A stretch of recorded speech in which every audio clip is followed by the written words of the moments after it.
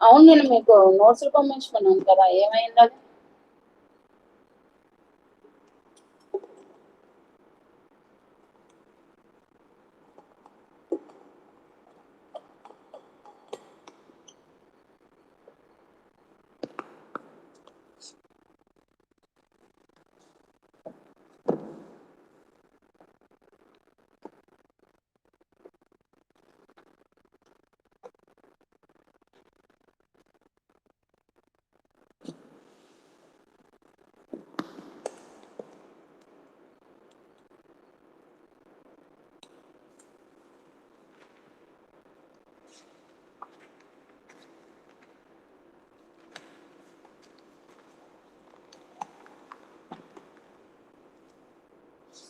Next method చూడండి.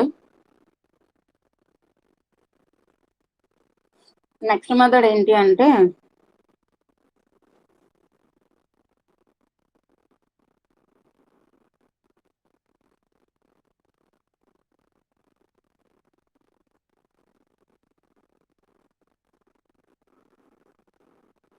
Ghouse slider method.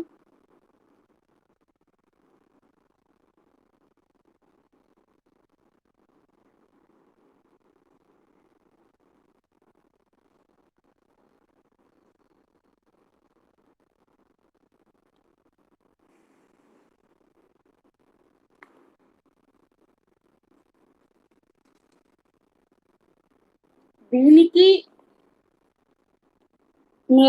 మీకు దీని ముందు చెప్పిన మెథడ్ ఏంటి?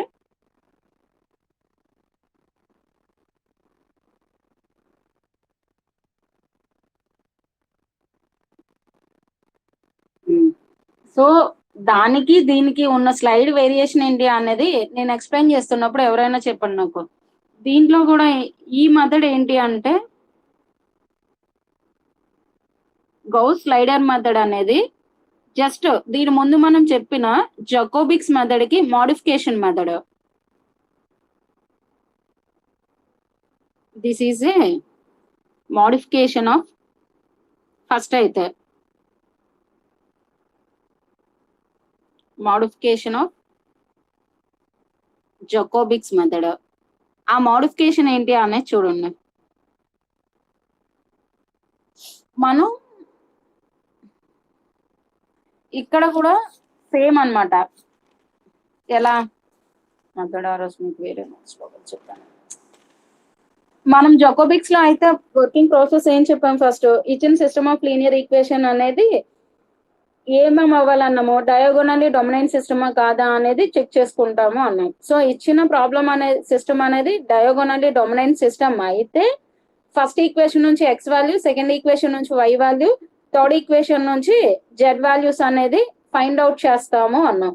ఆ తర్వాత ఏమన్నాం, initial approximations x is equal to 0, y is equal to 0, z is equal to 0 తీసుకొని ఫస్ట్ అప్రాక్సిమేషన్ ఫైండ్ అవుట్ చేస్తాము. ఫస్ట్ అప్రాక్సిమేషన్ వాల్యూస్ సబ్స్టిట్యూట్ చేసి second approximation values, second approximation నుంచి థర్డ్ అప్రాక్సిమేషన్ వాల్యూస్ అన్నాం.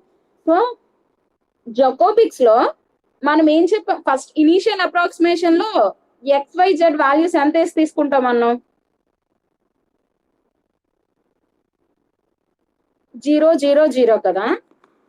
Ghouse slider method లో ఏం చేస్తాము అంటే, initial approximations లో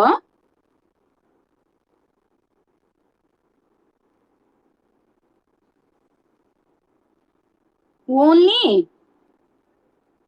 వై జెడ్ మాత్రమే 0 0 0 తీసుకుంటాం. ఇనీషియల్ అప్రాక్సిమేషన్స్ లో y is equal to 0, z is equal to 0 తీసుకుంటాం. మరి ఎక్స్ పరిస్థితి ఏమవుతుంది అప్పుడు?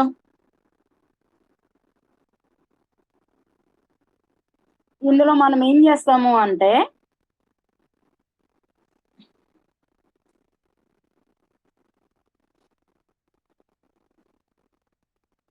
మీ సిస్టమ్ ఆఫ్ లీనియర్ ఈక్వేషన్ అనేది ఎలా ఉంటుంది జనరల్ గా, a11x1 plus a12x2 plus a13x3 is equal to b1,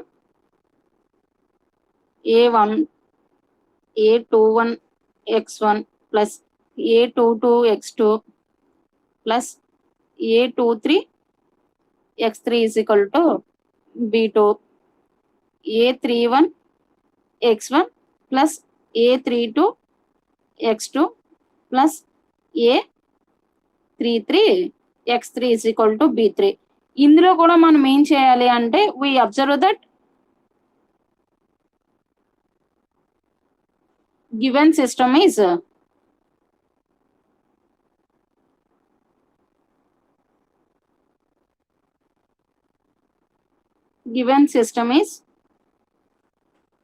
ఏంటి diagonally dominant system.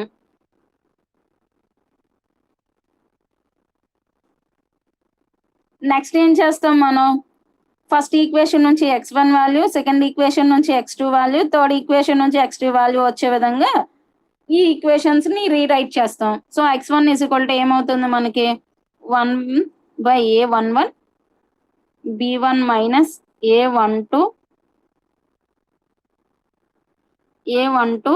x2 minus a13 x3.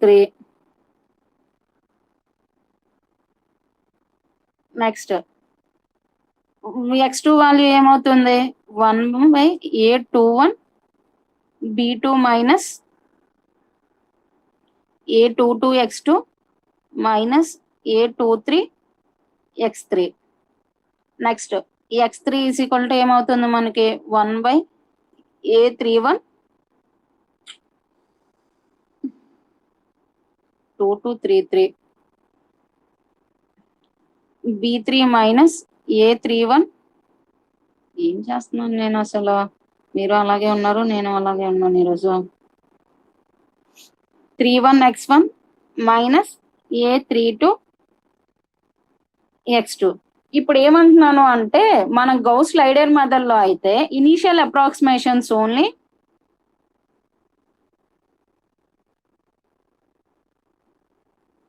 Initial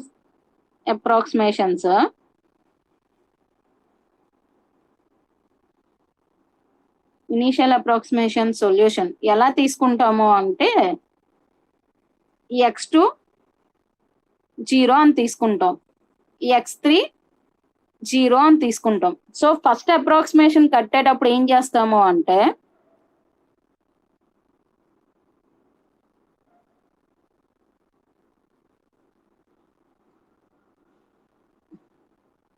ఈ x2 x3 ఇనీషియల్ అప్రాక్సిమేషన్స్ తీసుకున్నాం కదా, అందులో సబ్స్టిట్యూట్ చేసాం అనుకోండి మనకి ఏమవుతుంది x1 యొక్క ఫస్ట్ అప్రాక్సిమేషన్ వాల్యూ వస్తుంది.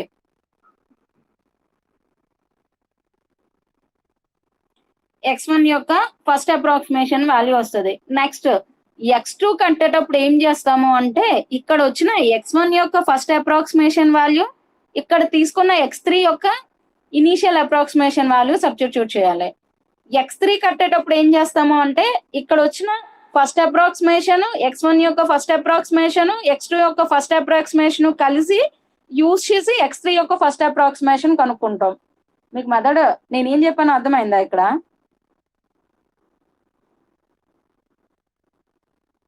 మనం జాకోబిక్స్ లో అయితే ఏం చేస్తాము అంటే 3 ఈక్వేషన్స్ కి కూడా ఇనీషియల్ అప్రాక్సిమేషన్స్ 0 0 0 అనే రైట్ సైడ్ సబ్స్టిట్యూట్ చేసి ఫస్ట్ అప్రాక్సిమేషన్ కనుక్కుంటాం.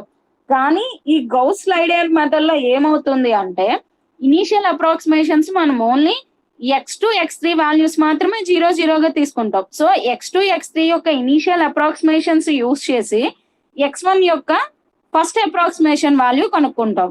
అంటే ఏమవుతుంది అప్పుడు మనకి b1 మైనస్ a12 x2 యొక్క ఇనీషియల్ అప్రాక్సిమేషన్ మైనస్ x3 యొక్క ఇనీషియల్ అప్రాక్సిమేషన్, మన x1 యొక్క ఫస్ట్ అప్రాక్సిమేషన్ కనుక్కుంటాం. ఇప్పుడు x2 యొక్క ఫస్ట్ అప్రాక్సిమేషన్ కనుక్కునేటప్పుడు ఏం చేస్తాము అంటే మనకు ఆల్రెడీ ఇక్కడ x1 కి ఫస్ట్ అప్రాక్సిమేషన్ వాల్యూ వచ్చేసింది, దాన్ని x3 యొక్క ఇనీషియల్ అప్రాక్సిమేషన్ ని యూజ్ చేస్తాం. అంటే ఏమవుతుంది అప్పుడు మనకి x2 యొక్క first initial first approximation value కట్టాలి అంటే మన x1 ప్లేస్ లో ఇప్పుడు ఏం సబ్స్టిట్యూట్ ఏం చేసుకోవాలి, x2 a21 x1 యొక్క first approximation value minus x3 యొక్క initial approximation value. Next x3 యొక్క ఫస్ట్ అప్రాక్సిమేషన్ వాల్యూ కావాలనుకోండి, అప్పుడు ఏం చేస్తాము అంటే b3 మైనస్ a31 x1 యొక్క first approximation value minus a32 యొక్క x2 యొక్క ఫస్ట్ అప్రాక్సిమేషన్ వాల్యూ. మీరు జకోబిక్స్ కి దీనికి స్లైడ్ వేరియేషన్ ఏంటి అంటే,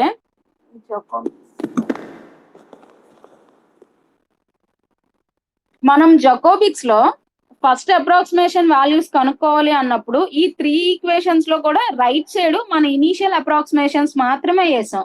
ఈ మెథడ్ లో ఏం చేస్తాము అంటే ఫస్ట్ x1 యొక్క ఇనీషియల్ ఫస్ట్ అప్రాక్సిమేషన్ కనుక్కున్నప్పుడు మాత్రమే x2 x3 యొక్క ఇనీషియల్ అప్రాక్సిమేషన్స్ వేస్తాం. x2 వాల్యూ ఫైండ్ అవుట్ చేసేటప్పుడు ఇక్కడ వచ్చిన x1 యొక్క ఫస్ట్ అప్రాక్సిమేషన్ వాల్యూ, x0 యొక్క ఇనీషియల్ అప్రాక్సిమేషన్ వేసాం. x3 యొక్క ఇనీషియల్ అప్రాక్సిమేషన్ కనుక్కోవాలి అనుకున్నప్పుడు ఇక్కడ x1 యొక్క ఫస్ట్ అప్రాక్సిమేషన్, x2 యొక్క ఫస్ట్ అప్రాక్సిమేషన్ వేసాం. నెక్స్ట్ సెకండ్ అప్రాక్సిమేషన్ కనుక్కోవాలనుకున్నప్పుడు ఏం చేస్తాం మనం, x2 సెకండ్ అప్రాక్సిమేషన్ కావాలి. సెకండ్ అప్రాక్సిమేషన్ కి అప్పుడు ఏం చేస్తాం మనం,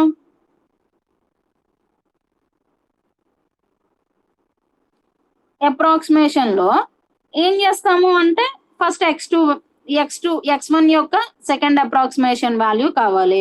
సో అప్పుడు ఏం చేస్తాం మనం, ఇక్కడ వచ్చిన x2 x3 యొక్క ఫస్ట్ అప్రాక్సిమేషన్స్ యూస్ చేస్తాం. b1 మైనస్ a12 x2 యొక్క first approximation value minus a13 x3 యొక్క ఫస్ట్ అప్రాక్సిమేషన్ వాల్యూ. ఇవి యూజ్ చేస్తే మనకి ఏమవుతుంది, x1 యొక్క సెకండ్ అప్రాక్సిమేషన్ వాల్యూ అనేది వచ్చేస్తుంది.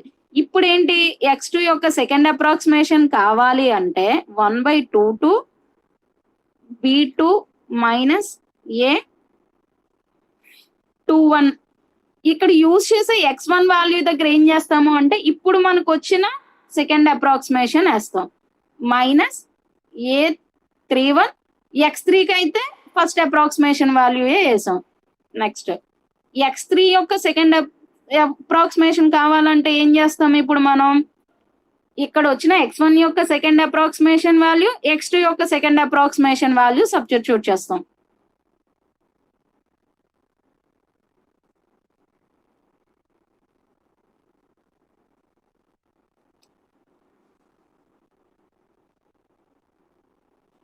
ఇది అన్నమాట. సో మనకి ఫస్ట్ అప్రాక్సిమేషన్ కావాలి అంటే x1 వాల్యూకేమో x2 x3 యొక్క ఇనీషియల్ అప్రాక్సిమేషన్స్ వేస్తాం. x2 యొక్క ఫస్ట్ అప్రాక్సిమేషన్ కేమో x1 యొక్క ఫస్ట్ అప్రాక్సిమేషన్, x3 యొక్క ఇనీషియల్ అప్రాక్సిమేషన్ వేస్తాం. అదే x3 యొక్క ఫస్ట్ అప్రాక్సిమేషన్ కావాలి అంటే ఇక్కడ వచ్చిన x1 x2 యొక్క ఫస్ట్ అప్రాక్సిమేషన్ వాల్యూస్ వేసాం. నెక్స్ట్ ఇక్కడ సెకండ్ అప్రాక్సిమేషన్ కావాలి అంటే ఏం చేసాము, x1 value find out చేసేటప్పుడేమో x2 x3 యొక్క ఫస్ట్ అప్రాక్సిమేషన్ వేసాము. x2 యొక్క సెకండ్ అప్రాక్సిమేషన్ కావాలి అంటే x1 యొక్క సెకండ్ అప్రాక్సిమేషన్ వాల్యూ, x3 యొక్క first approximation value.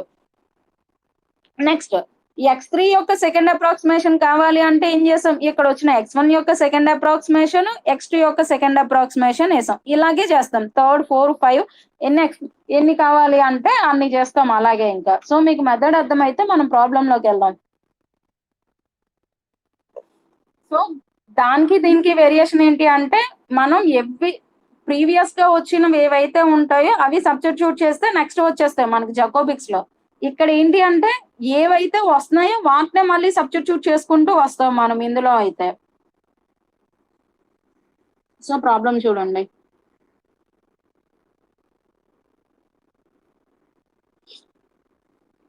Use Gauss-Seidel method.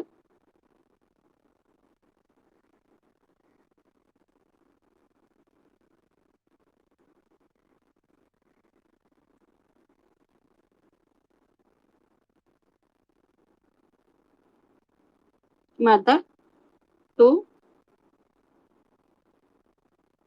solve the system. ఏంటి అంటే మనం ఫస్ట్ చేసిన ప్రాబ్లమే ఇందులో కూడా సాల్వ్ చేద్దాం. 10x plus plus y plus z is equal to 12. 2x plus 10y plus z is equal to 13. 2x plus 2y plus 10z. అమ్మా చెప్పు, ఎవరు ఆ వెనక voice?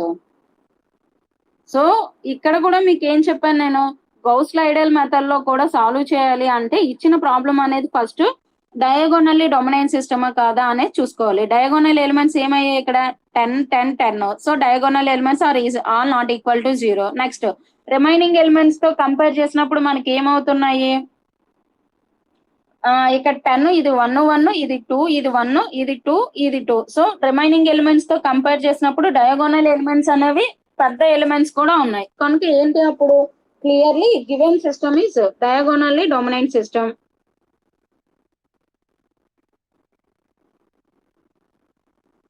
The given system is diagonally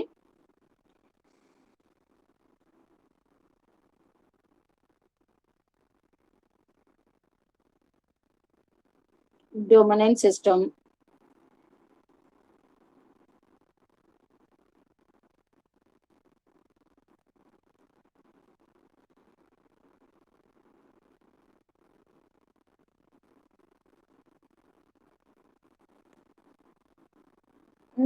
so మనం ఫస్ట్ ఈక్వేషన్ నుంచి దేని value, వీటిని ఇప్పుడు ఇచ్చిన ఈ సిస్టమ్ ని ఎలా రాసుకుంటాం? we rewrite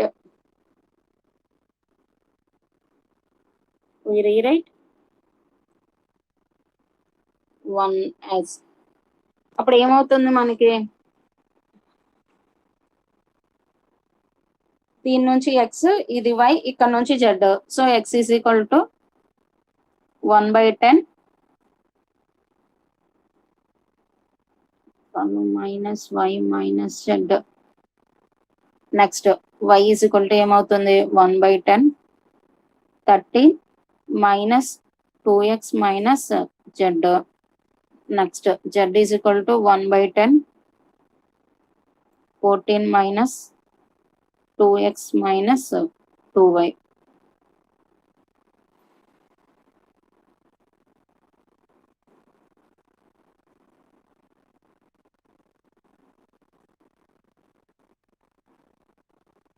దీన్ని 2 అనుకోండి, దీన్ని 3 అనుకోండి, దీన్ని 4 అనుకోండి. ఇప్పుడు ఏం చెప్తున్నాను నేను మీకు, ఇనీషియల్ అప్రాక్సిమేషన్స్ కావాలి.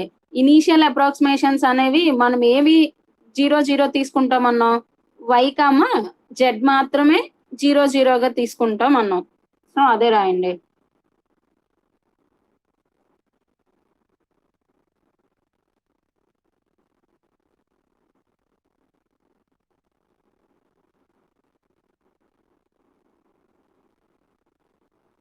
Initial approximations.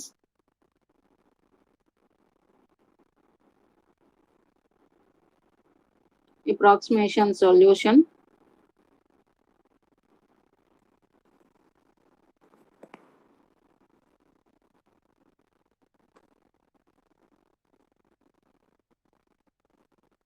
ఏమవుతాయి, y power 0 is equal to 0, z 0 is equal to 0. YZ లో మాత్రమే ఇనీషియల్ లో 0 0 తీసుకున్నాం. ఇప్పుడు ఏం కట్టాలి మనం, first approximation.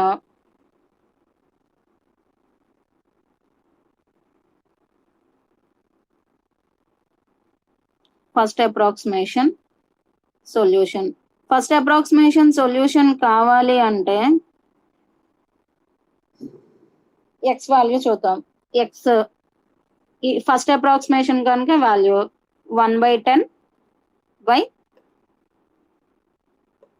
12 minus initial approximation of y minus initial approximation of z. మనం ఎంత తీసుకున్నాం 0 0. సో 1/10 ఇంటూ 12 minus 0 0 అంటే ఏమవుతుంది 12/1 అంటే 1/2. సో x యొక్క ఇనీషియల్ అప్రాక్సిమేషన్ మనకి ఎంత వచ్చింది 1/2 వచ్చింది. ఇప్పుడు వై యొక్క ఇనీషియల్ అప్రాక్సిమేషన్ కట్టాలి, సారీ ఫస్ట్ అప్రాక్సిమేషన్ కట్టాలి. సో ఏమవుతుంది మనకి, వై యొక్క ఫస్ట్ అప్రాక్సిమేషన్ అంటే వై యొక్క first approximation is equal to 1/10 13 minus 2x minus 13. So 1/10 13 minus 2.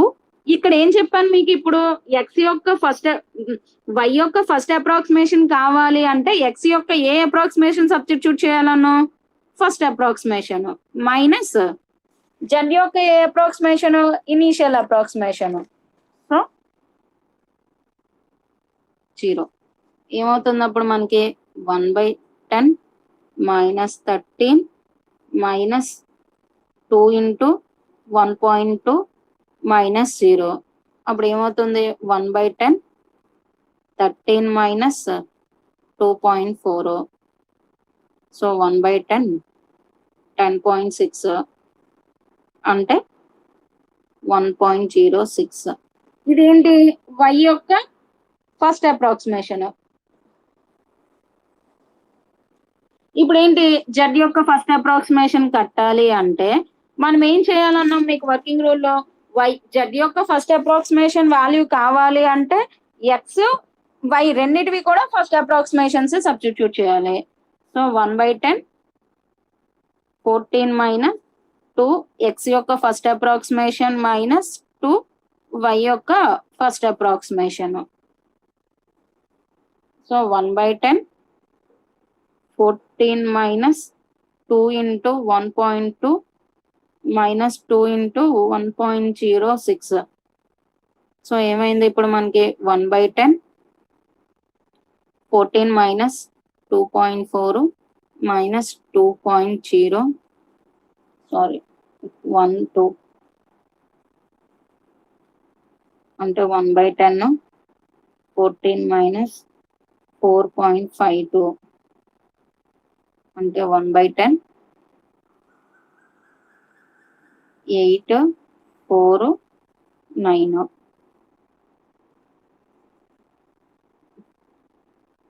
So 0.948.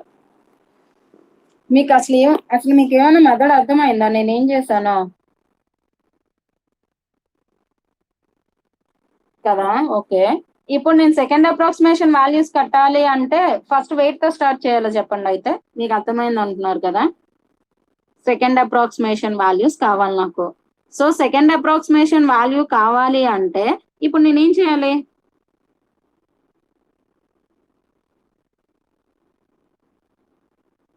అంటే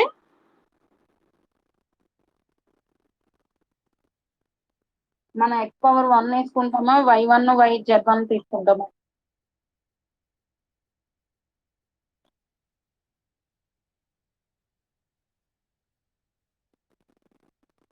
ఒకటే అమ్మా.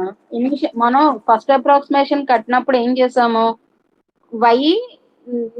వైఎక్స్ యొక్క ఇనీషియల్ అప్రాక్సిమేషన్స్ తో స్టార్ట్ చేసి ఎక్స్ యొక్క ఫస్ట్ అప్రాక్సిమేషన్ కట్టాము. ఇప్పుడు మనకి సెకండ్ అప్రాక్సిమేషన్ వాల్యూస్ కావాలి అంటే ఏం చేస్తాము, వైజెడ్ యొక్క ఫస్ట్ అప్రాక్సిమేషన్ బేస్ చేసుకొని ఎక్స్ యొక్క సెకండ్ అప్రాక్సిమేషన్ వాల్యూ కనుక్కుంటాం, అంతే కదా? నేను మీకు వర్కింగ్ కండిషన్ అదే చెప్పాను అనుకుంటా, చూడండి. సెకండ్ అప్రాక్సిమేషన్ వచ్చేసరికి x2 x1 యొక్క ఫస్ట్ అప్రాక్సిమేషన్స్ తీసుకుంటాము, x2 యొక్క సెకండ్ అప్రాక్సిమేషన్ వచ్చేసరికి x1 యొక్క సెకండ్ అప్రాక్సిమేషన్, x3 యొక్క ఫస్ట్ అప్రాక్సిమేషన్ అన్న. ఇక్కడ ప్రాబ్లం లో కూడా మేము మీకు అదే చేశాను.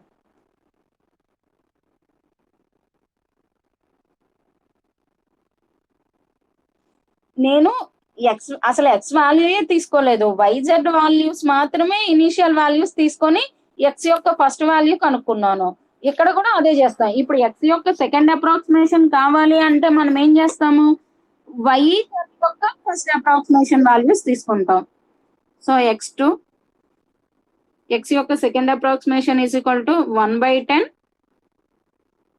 మైనస్ వై యొక్క ఫస్ట్ అప్రాక్సిమేషన్ మైనస్ జెడ్ యొక్క ఫస్ట్ అప్రాక్సిమేషన్ 1/10 12 మైనస్ వై యొక్క ఫస్ట్ అప్రాక్సిమేషన్ మనకి ఎంత వచ్చింది, 1.06. 1.06 మైనస్ జెడ్ యొక్క ఫస్ట్ అప్రాక్సిమేషన్ ఎంత వచ్చింది 0.948. సో ఏమవుతుంది 1/10 12 మైనస్ 8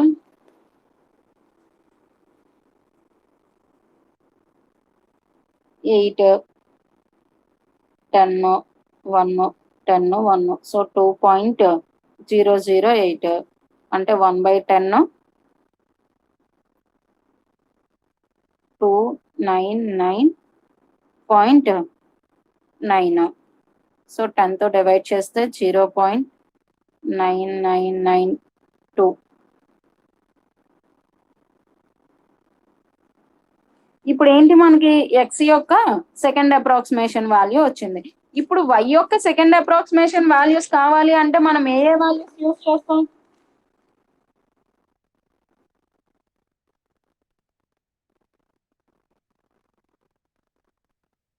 అంటే 1/10 13 మైనస్ 2 ఎక్స్ యొక్క సెకండ్ అప్రాక్సిమేషన్ వాల్యూ జెడ్ యొక్క ఫస్ట్ అప్రాక్సిమేషన్ వాల్యూ యూస్ చేస్తాం. సో 1/10 13 మైనస్ 2 ఎక్స్ యొక్క సెకండ్ అప్రాక్సిమేషన్ మనకి ఎంత వచ్చింది 0.992 వచ్చింది.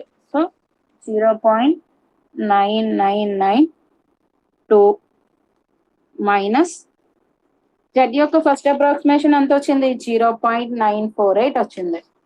సో 0.948. ఇప్పుడు సింప్లిఫైస్ చేస్తే 1/10 13 మైనస్ 4 18 19 1 19 1 3 మైనస్ 0.948.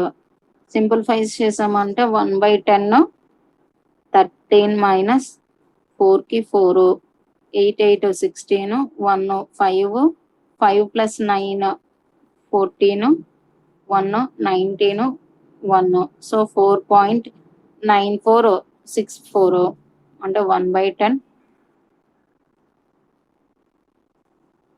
6350 9 సో 0.905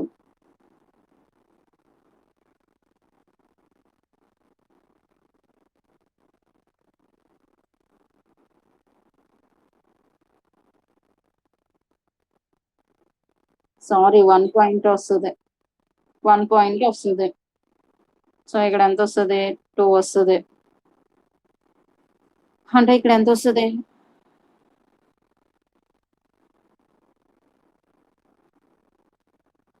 ఎక్కడ వస్తుంది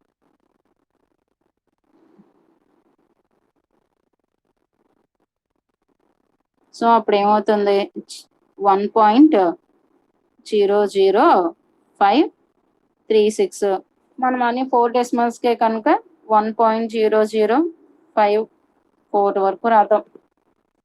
ఓకే ఇప్పుడు జెడ్ యొక్క సెకండ్ అప్రాక్సిమేషన్ కావాలి అంటే ఏం చేస్తాం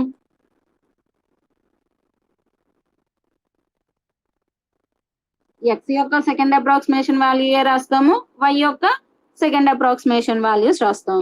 so 14 minus 2x second approximation minus 2 y యొక్క second approximation value. So 1/10 14 minus 2 x యొక్క సెకండ్ అప్రాక్సిమేషన్ మనకి ఎంత వచ్చింది 0.992.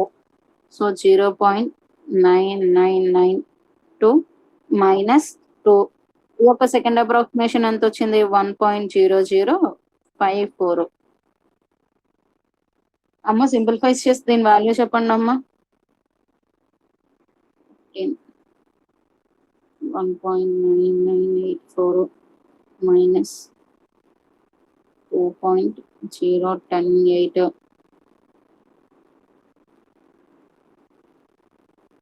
ఎంత వచ్చింది సింప్లిఫైస్ చేస్తే 1/10 14 మైనస్ 1 9 10 1 10 1 4 పాయింట్. సో ఏమైంది 1/10 8 0 9 9 9 పాయింట్. సో ఏమవుతుంది 0.99908 సింపుల్గా 0.999 అన్నాం. ఇదేంటి ఇప్పుడు Z2 వాల్యూ. ఇప్పుడు మనం థర్డ్ అప్రాక్సిమేషన్ కట్టాలి. సో థర్డ్ అప్రాక్సిమేషన్ కట్టాలి అంటే x యొక్క థర్డ్ అప్రాక్సిమేషన్ లో ఏ వాల్యూ సబ్స్టిట్యూట్ చేస్తాము?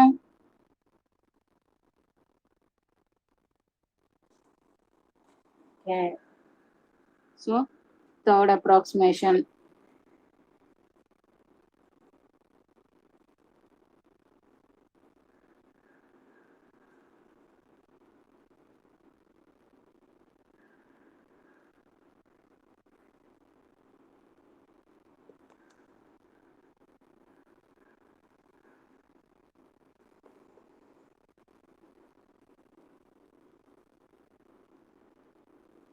అంటే x యొక్క థర్డ్ అప్రాక్సిమేషన్ వాల్యూ ఎంత వస్తుంది? 1/10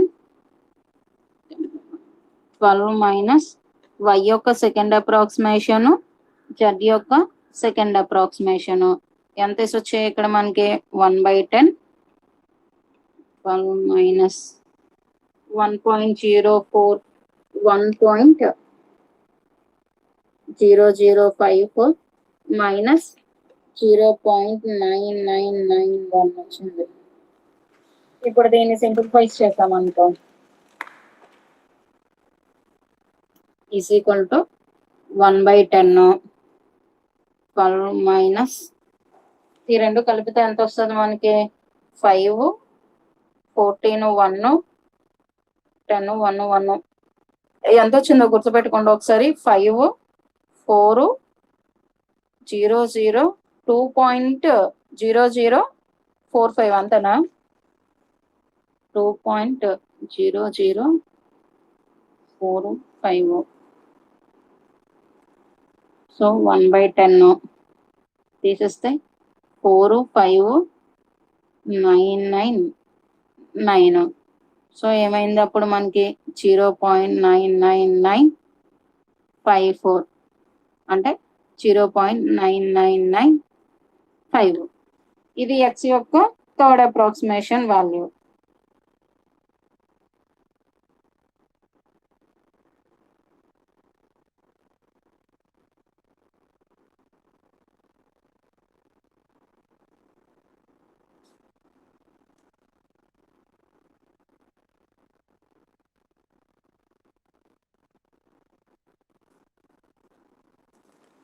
నెక్స్ట్ ఇప్పుడు ఏంటి? y యొక్క థర్డ్ అప్రాక్సిమేషన్ వాల్యూ కట్టాలి అంటే x యొక్క ఏ వాల్యూ తీసుకోవాలి, z యొక్క ఏ వాల్యూ తీసుకోవాలి?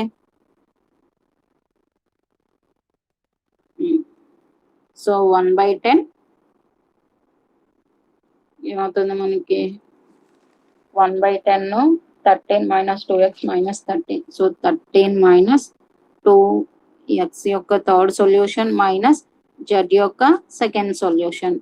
సో 1/10 13 మైనస్ 2 x యొక్క థర్డ్ సొల్యూషన్ అంటే 0.9995 మైనస్ z యొక్క సెకండ్ సొల్యూషన్ ఎంత వచ్చింది? 0.991. సో 0.9991 ఏమవుతుంది అప్పుడు మనకి? 1/10 13 మైనస్ 10 19 19 9 1.990 మైనస్ 0.9991 అంటే ఏమైంది అప్పుడు? 1/0 13 మైనస్ 1 18 1 9 19 1. సో 2.9 సింప్లిఫై చేస్తే 1/10 ఎంత వస్తుంది? 9 1 0 0 10.00 వస్తుంది. అంటే 1.00019 అంటే 1.0002 అని.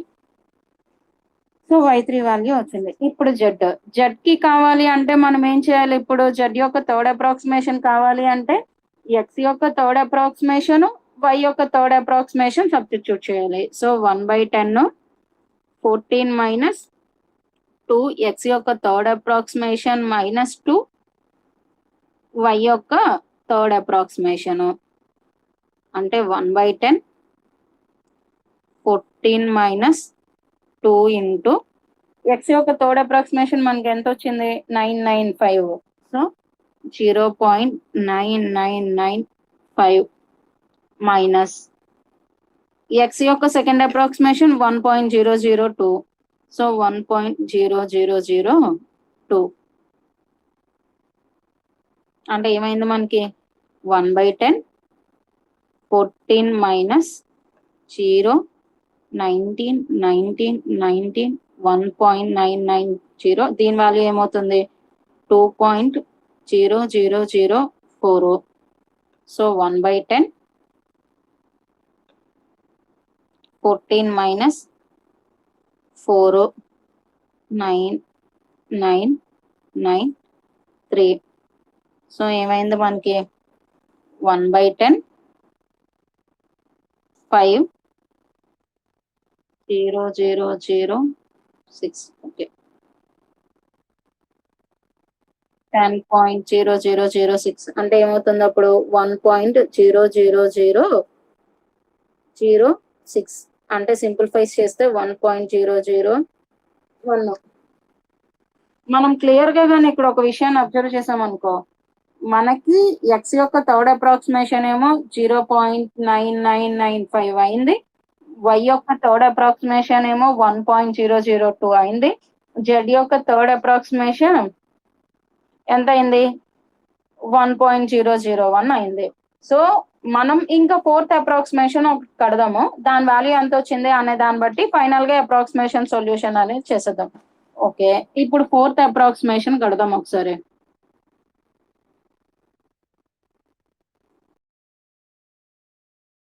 ఇప్పుడు ఎక్స్ యొక్క ఫోర్త్ అప్రాక్సిమేషన్ సొల్యూషన్ కావాలి అంటే y అండ్ z అనే వాటి యొక్క థర్డ్ అప్రాక్సిమేషన్స్ ని మనం సబ్స్టిట్యూట్ చేయాలి. అంటే ఎక్స్ యొక్క fourth approximation is equal to 1/10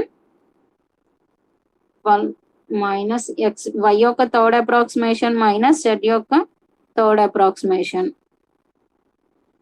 1/10 1 minus ఎంత వచ్చే 1.002 1.001. యాక్చువల్లీ వీడైతే ఈ మధ్యలో డెసిమల్ తర్వాత 2 పాయింట్స్ వరకే తీసుకున్నాడు, కానీ మీకు నేను ఆల్రెడీ ఫస్ట్ ప్రాబ్లం లో 4 వరకు తీసుకోండి అన్నాను కనుక నేను కూడా 4 ఈ మధ్యలో కూడా 4 వరకు కంటిన్యూ చేస్తున్నాను. ఇంకా 1.0002 మైనస్ 1.0001. సో ఏమవుతుంది అప్పుడు మనకి? 1/10 1 మైనస్ 2.0003 అంటే 1/10. ఏం మీరు 7. సో ఏమైంది? 0.9997 అంతే కదా. ఇప్పుడు చూడండి, 7 అంటే ఎక్స్ట్రా ఒక డెసిమల్ అయితే ఏమవుతుంది మనకి? +1 తీసుకోవాలి. సో +1 తీసుకున్నాం అనుకో, అంటే ఇక్కడ దీనికి +1 కలిపితే 10, ఆ 10 ఎక్కడికి వెళ్తే అప్పుడు ఇది 10 అవుతుంది, అది ఎక్కడికి వెళ్తే ఇది 10 ఇది 10 ఇది 10. అంటే ఏంటి మీకు ఎంత వచ్చినట్లు ఆన్సర్? ఇప్పుడు దీని నియర్ బై 1 మీకు 4 డెసిమల్, ఇక్కడ 1 ఎలా వచ్చింది మీకు అర్థమైందా? 4 డెసిమల్స్ తర్వాత మనకి 0.5 కన్నా ఎక్కువ ఉంటే 0.1 కలపండి అన్నాం. సో ఇప్పుడు ఏంటి? దీనికి 0.1 కలపాలి అంటే ఎంత అవుతుంది? 1. So 0.1 0.1 0.1 0.1 so 1. సో 1.000 వచ్చింది. సో ఎక్స్ యొక్క ఫోర్త్ అప్రాక్సిమేషన్ వాల్యూ మనకి ఎంత అయినట్లు? 1. నెక్స్ట్ y యొక్క ఫోర్త్ అప్రాక్సిమేషన్ వాల్యూ కట్టాలి. y యొక్క ఫోర్త్ అప్రాక్సిమేషన్ వాల్యూ కట్టాలి అంటే మనం ఏం చేస్తాం? x యొక్క ఫోర్త్ అప్రాక్సిమేషన్ వాల్యూ, z యొక్క థర్డ్ అప్రాక్సిమేషన్ వాల్యూ అంటే 1/10 13 మైనస్ 2x యొక్క ఫోర్త్ అప్రాక్సిమేషన్ మైనస్ z యొక్క third approximation. So 1/10 13 minus 2 into 1 minus Z యొక్క థర్డ్ అప్రాక్సిమేషన్ ఎంత వచ్చింది 1.001. సో 1.0001 అంటే 1/10 13 మైనస్ 2 మైనస్ 1.0001 అంటే 1/10 13 మైనస్ 3.0001 అంటే 1/10 10.999 9.999 వస్తుంది. అప్పుడు ఏమవుతుంది మనకి 0.99999 అవుతాయి. సో లాస్ట్ డిజిట్ మనకి ఎంత 5 కన్నా పెద్దది ఉంది. సో అగైన్ మళ్ళీ ఇక్కడ కలుపుకుంటూ వచ్చామనుకో అదే ప్రాసెస్ ప్రకారం 0.1 మళ్ళీ 1కి ఈక్వల్. సో జడ్ యొక్క ఫోర్త్ అప్రాక్సిమేషన్ 1 వచ్చింది, వై యొక్క ఫోర్త్ అప్రాక్సిమేషన్ 1 వచ్చింది. ఇప్పుడు జడ్ యొక్క ఫోర్త్ అప్రాక్సిమేషన్ కట్టాలి. జడ్ యొక్క ఫోర్త్ అప్రాక్సిమేషన్ కట్టాలి అంటే మనం ఏం చేస్తాం, ఎక్స్ యొక్క ఫోర్త్ వాల్యూ వై యొక్క ఫోర్త్ వాల్యూ కనుక 1/10 14 మైనస్ 2 ఎక్స్ యొక్క ఫోర్త్ అప్రాక్సిమేషన్ మైనస్ వై యొక్క ఫోర్త్ అప్రాక్సిమేషన్ అంటే 1/10 14 minus 2 into 1 minus 2 into 1. So ఏమైంది 10/10 అంటే 1. సో ఫోర్త్ అప్రాక్సిమేషన్ లో x value 1, y value 1, z value 1. ఇదే మన సొల్యూషన్.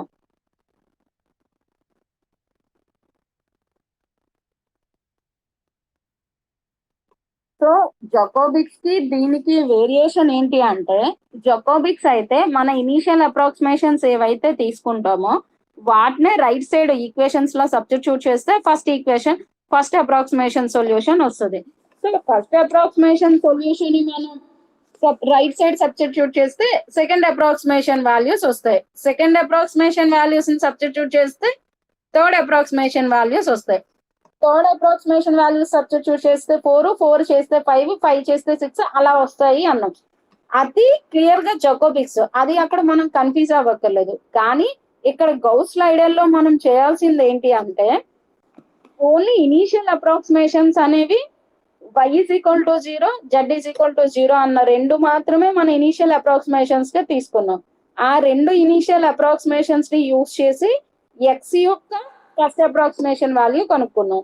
నెక్స్ట్ y యొక్క ఫస్ట్ అప్రాక్సిమేషన్ వాల్యూ కావాలి అన్నప్పుడు మనం ఏం చేసాము, ఎక్స్ యొక్క ఫస్ట్ అప్రాక్సిమేషన్ జెడ్ యొక్క ఇనీషియల్ అప్రాక్సిమేషన్ తీసుకొని y యొక్క ఫస్ట్ అప్రాక్సిమేషన్ కనుక్కున్నాం.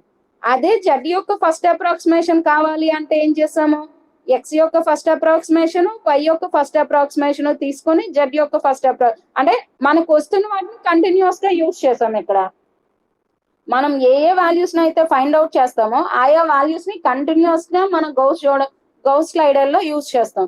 మనకి ఎప్పుడైతే x1 x2 x1 xy z యొక్క ఫస్ట్ అప్రాక్సిమేషన్స్ వచ్చాయో ఎక్స్ యొక్క సెకండ్ అప్రాక్సిమేషన్ కట్టాలి. సో ఎక్స్ యొక్క సెకండ్ అప్రాక్సిమేషన్ కి మనం ఏం చేసాము, వైజెడ్ యొక్క ఫస్ట్ అప్రాక్సిమేషన్స్ ని యూజ్ చేసుకొని జెడ్ యొక్క సెకండ్ అప్రాక్సిమేషన్ అయితే కట్టాం. అదే వై యొక్క సెకండ్ అప్రాక్సిమేషన్ కావాలి అంటే ఏం చేసాము, మనకి ఇప్పుడే వచ్చిన ఎక్స్ యొక్క సెకండ్ అప్రాక్సిమేషన్ జెడ్ యొక్క ఫస్ట్ అప్రాక్సిమేషన్ యూజ్ చేసాం. జెడ్ యొక్క సెకండ్ అప్రాక్సిమేషన్ కావాలి అన్నప్పుడు ఏం చేసాము, ఎక్స్ యొక్క సెకండ్ అప్రాక్సిమేషన్ జెడ్ యొక్క సెకండ్ అప్రాక్సిమేషన్ యూజ్ చేసాం. అలా మనకి కంటిన్యూస్ గా ఏ వాల్యూస్ అయితే వస్తాయో ఆయా వాల్యూస్ ని రైట్ సైడ్ సబ్స్టిట్యూట్ చేస్తూ వాటి యొక్క నెక్స్ట్ వాల్యూస్ ని ఫైండ్ అవుట్ చేసాం. మనకి అప్రాక్సిమేషన్ వాల్యూస్ అనేవి ఎక్కడైతే క్లియర్ గా ఉంటాయో, రియల్ నెంబర్స్ ఆర్ రెండు అప్రాక్సిమేషన్ వాల్యూస్ అనేది కంపేర్ చేస్తే ఈక్వల్ గా వస్తాయో అక్కడ వరకు చేస్తాం. ఇక్కడ నాకు ఫోర్త్ అప్రాక్సిమేషన్ లో డైరెక్ట్ గా సింగిల్ డిజిట్స్ అనేవి వచ్చేసాయి కనుక నేను సొల్యూషన్ ఇక్కడతో ఆపేసాను. మీకు జకోబిక్స్ మెథడ్ కి గౌస్ స్లైడర్ మెథడ్ కి వేరియేషన్ అర్థమైందా?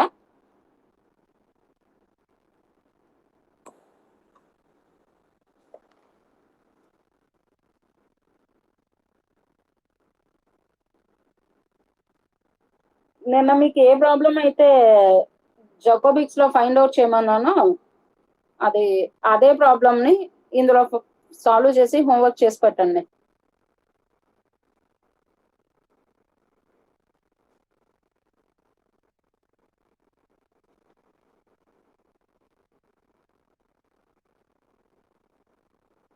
సరే అమ్మా అయితే.